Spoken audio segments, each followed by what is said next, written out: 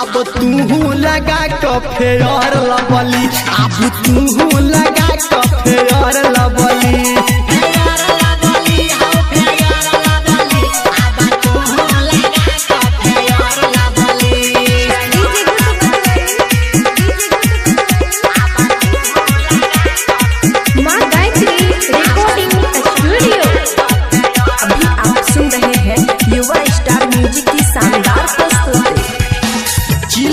गाजा के छोड़ तू फूक हो, कर नहीं बाबा तू मन के दुख हो।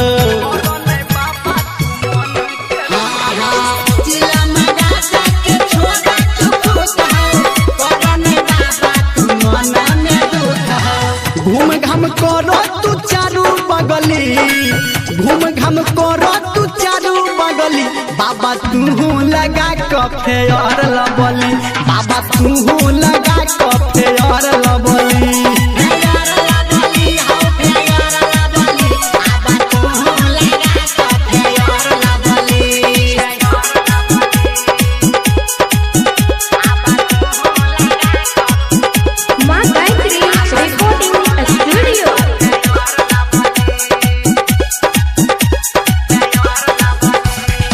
मिर्ग छाला के साइड में राख, कह धर्मेंद्र बाबा हमरा दिस ताक।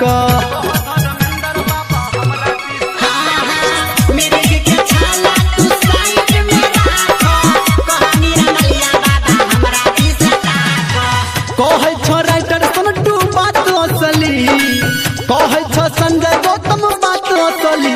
बाबा तू लगा फेयर लवली, बाबा तू लगा